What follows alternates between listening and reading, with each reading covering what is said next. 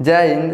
देखिए इस वीडियो में समझते हैं जीवाणु तथा विषाणु के विषय में। तो सबसे पहले हम समझते हैं कि जीवाणु क्या होता है। इसी वीडियो में आगे समझेंगे कि विषाणु क्या होता है। चलिए समझिए। देखिए जीवाणु को हम क्या बोलते हैं, इसे बैक्टीरिया बोला जाता है। तो बैक्टीरिया आपको हर जगह पे मिल जाएगा, लेकिन अगर आपसे पूछता है कि सबसे बड़ा जीवाणु कौन होता है, देखिए थियोमार्गरिटा मैग्निफा, यानी थियोमार्गरिटा मैग्निफा नाम का जो जीवाणु होता है वो क्या होता है, तो सबसे बड़ा जीवाणु होता है। लेकिन अगर आपसे पूछता है कि सबसे छोटा जीवाणु कौन होता है, देखिए ये माइक्रोप्लाज्मा होता है। जो माइक्रोप्लाज्मा होता है ना, ये सबसे छोटा जीवाणु होता है। समझ में गया।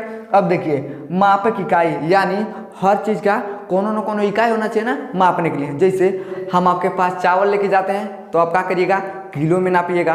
दूध को लेके जाते हैं तो लीटर में नापिएगा। उसी तरह से जीवाणु को नापने का इकाई क्या होता है, देखिए ये माइक्रोन होता है। माइक्रोन से क्या होता है, तो जीवाणु को मापा जाता है। समझ में आ गया। अब देखिए इसका लंबाई कितना होता है, 2 से 10 माइक्रोन तक क्या होता है, तो जीवाणु का लंबाई होता है। समझ में आ गया।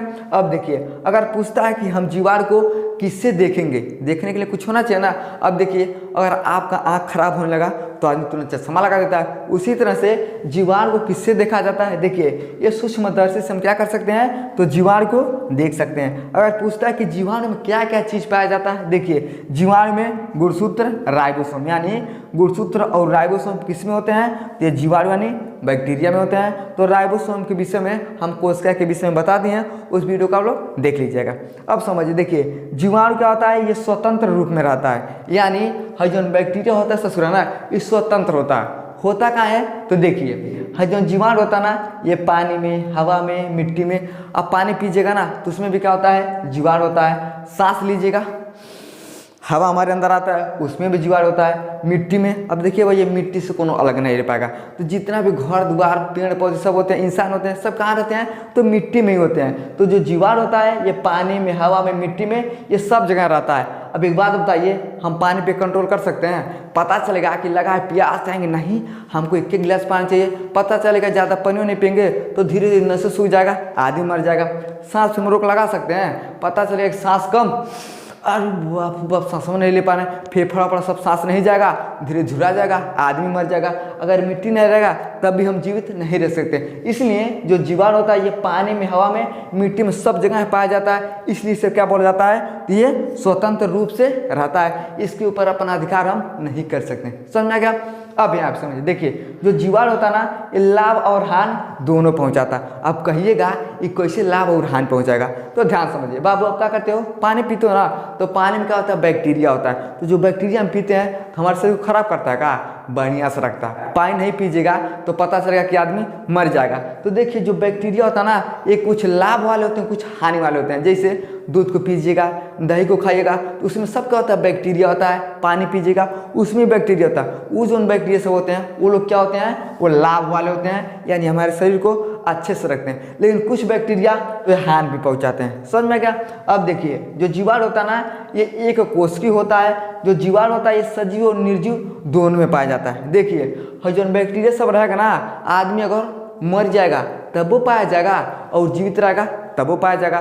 तो जीव तो आपको पता है कि भैया हम पानी पीते हैं, सांस लेते हैं, मिट्टी में रहते हैं, तो सब जीवाणु होते हैं, यानी हम सजीव हैं। तो हम लोगों में भी जीवाणु पाया जाता है, और जो आदमी सब मर जाता है उसमें भी क्या होते हैं, जीवाणु पाए जाते हैं। तो जो जीवाणु होता है ये सजीव और निर्जीव दोनों में होता है। देखिए हानि क्या होता है, देखिए निमोनिया, कालरा, टीबी, ये सब किसकी वजह से होता है, तो बैक्टीरिया की वजह से होता है। तो देखिए निमोनिया, कालरा, टीबी, आखिर क्या होता है, तो जीवाणु हमारे अंदर जो जाता है तो ये सब बीमारी भी फैला देता है। तो और जीवाणु क्या हो गया भैया, तो हानि वाला हो गया। कुछ जीवाणु लाभ वाले, लेकिन इससे बीमारी हो जाता है तो हमारे लिए हानि भी होता है। देखिए जो जीवाणु होता है ना, एकदम अधकचरस होता है, ऐसे करके मुलमुला के सोता है। समझ में गया। तो इतना तो आपको समझ में आ गया कि जीवाणु क्या होता है। अब इसका स्क्रीनशॉट लीजिए। अब हम समझते हैं विषाणु के विषय में। चलिए अब समझते हैं विषाणु के विषय में। तो जीवाणु तो आपको पता चल गया, अब हमें क्या समझना है, तो विषाणु के विषय में समझते हैं। देखिए जो विषाणु होता है ना, एक वायरस होता है। जैसे कोरोना वायरस आया था, तो जो कोरोना वायरस था वो क्या था, एक बाबू विषाणु था। देखिए जो विषाणु होता है ना, ये अकोशिकीय होता है, यानी बहुत से कोशिकाओं से मिलकर कौन बना होता है, तो विषाणु बना होता है। देखिए इसका मापक इकाई क्या होता है, तो मिली माइक्रोन होता है। देखिए जीवाणु को हम किससे नापते थे, तो खाली माइक्रोन से, लेकिन विषाणु को हम किससे नापते हैं, तो मिली माइक्रोन से नापते हैं। तो सिंपल सा बात हो गया भैया कि जीवाणु से छोटा कौन होता है, तो विषाणु होता है। समझ में आ गया। अब यहाँ पे समझिए, देखिए जो लंबाई होता है ना 10 से लेकर 300 मिली माइक्रोन क्या होता है, तो जो विषाणु का लंबाई होता है। देखिए किसी भी आकार का हो सकता है, मोट हो सकता है, गोल हो सकता है, चौकोर हो सकता है, यानी जो विषाणु होता है तो उसका लंबाई कितना होता है, तो 10 से लेकर 300 मिली माइक्रोन तक होता है, और ये बड़ा छोटा इकाई होता है। समझ में आ गया। अब यहाँ पे समझिए, देखिए जो विषाणु होता है ना, इसे हम किससे देख सकते हैं, देखिए इलेक्ट्रॉन सूक्ष्मदर्शी से देख सकते हैं। देखिए जो जीवाणु था इसको हम खाली सूक्ष्मदर्शी से देख सकते थे, लेकिन जो विषाणु है ये बहुत छोटा होता है, इसलिए हम इलेक्ट्रॉन सूक्ष्मदर्शी का प्रयोग करते हैं, तभी क्या कर सकते हैं, विषाणु को हम देख सकते हैं। समझ में आ गया। आप यहाँ पे समझिए, देखिए जो विषाणु होता है ना उसी में न्यूक्लिक अम्ल और प्रोटीन पाया जाता है। यानी पूछता है कि विषाणु में क्या क्या चीज पाया जाता है, तो न्यूक्लिक अम्ल और प्रोटीन किसमें पाए जाते हैं, तो विषाणु में पाए जाते हैं। समझ में आ गया। अब यहाँ पे समझिए, देखिए जो विषाणु होता है ना ये सजीव और निर्जीव दोनों होता है। ये जीवित कोशिका के बाहर हजारों साल तक रह सकता है। अब ये कहिएगा कि कैसे सजीव और निर्जीव दोनों होता है, तो ध्यान समझिए। जैसे ये बाबू का है, हमारा हाथ में कोशिका है, बहुत कोशिका है, यानी हमारा शरीर बहुत से कोशिकाओं से मिलकर बना है। तो मान लीजिए हमारे हाथ में क्या है, कोशिका है। तो देखिए जो विषाणु रहेगा ना ये जीवित कोशिका के बाहर, यानी कोशिका हमारा जीवित है, ये कोशिका के बाहर में रहेगा, हजारों साल तक ससुरा रहेगा, इसी में चिपकल रहेगा, इसी में घुमाएगा और बाहर रहेगा। तब तक कौन आ रहा है उधर से कहेगा पीले पीले ओ मरे राजा, तब तक अच्छा ससुरा अब हम तुमको पिलाते हैं। तो जैसे यहाँ से निकलेगा ना तो लगेगा कि ससुरा मरल है, एकदम गोबोदाइसन हो जाएगा।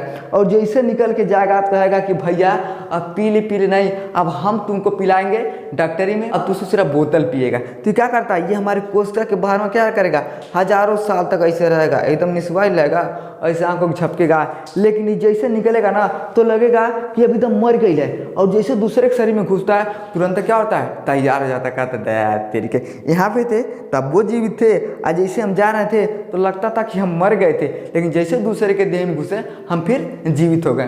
तो जो विषाणु होता है ये सजीव और निर्जीव दोनों होता है। समझ में आ गया। अब यहाँ पे समझिए, देखिए जो विषाणु होता है ना ये डीएनए और आरएनए से ही बनाया जाता है। आप लोग एक मूवी देखे होंगे, नया नया है क्रिस 3। क्रिस 3 में देखिएगा ना जो काल रहता है वह उन्हें खून से क्या कर देता है, तो वो एक वायरस बना देता है। तो देखिए जो विषाणु होता है ये डीएनए और आरएनए से ही खाली बनाया जा सकता है। कोरोना आया था, कहा जा रहा था कि साला जो चीन वाला है अचारा कचारा खा लिया, वायरस बना दिया। कहा जा रहा था कि जो कोरोना वायरस आया है ये चमगादड़ के खून से बनाया गया। देखिए जो विषाणु होता है ना ये केवल डीएनए और आरएनए से ही बनाया जाता है। जब तक किसी का खून नहीं रहेगा ना, चाहे वो किसी भी चीज़ का खून हो, इंसान, कुत्ता, गाय, भैंस, बकरी, चमगादड़, सांप, यानी किसी भी चीज़ का खून रहेगा ना, तब भी हम क्या कर सकते हैं, विषाणु को बना सकते हैं, यानी वायरस को हम बना सकते हैं। इसलिए कोरोना को कहा जा रहा था कि चमगादड़ के खून से बना गया। समझ में गया। अब देखिए जो विषाणु होता है ना ये खाली हानि पहुंचाता है। देखिए जो जीवाणु था ये हानि और लाभ दोनों पहुंचाता था, लेकिन जो विषाणु होता है ना ससुरा ये खाली हानिकारक होता है। जैसे अब कोरोना किसी को हो जाएगा तो बड़ा खुश रहेगा का, ले हमको कोरोना हो गया, कोनो कहेगा, कोनो नहीं कहेगा। उसी तरह से एड्स हो जाएगा तब देखिए किसी को एड्स हो जाएगा तो बड़ा खुश रहेगा का, ले देरी हमारे भाई ले। कौन कौन खुश रहेगा, तो हाथ उठाओ तो भैया कि जिसको एड्स हो जाएगा तो बड़ी खुशी रहेगा। कोनो नहीं खुश रहेगा, कोरोना हो जाएगा तब वो नहीं खुश रहेगा। तो देखिए जो विषाणु होता है ये खाली हानि और हानि पहुंचाता है। जैसे एड्स हो गया, कोरोना हो गया, तो ये सब क्या होते हैं, ये सब विषाणु होते हैं। समझ में आ गया। आई होप आपको समझ में आ गया होगा कि जीवाणु क्या होता है, विषाणु क्या होता है, और दोनों में डिफरेंट यानी अंतर क्या होता है। समझ में आ गया तो वीडियो को लाइक शेयर सब्सक्राइब जरूर करें।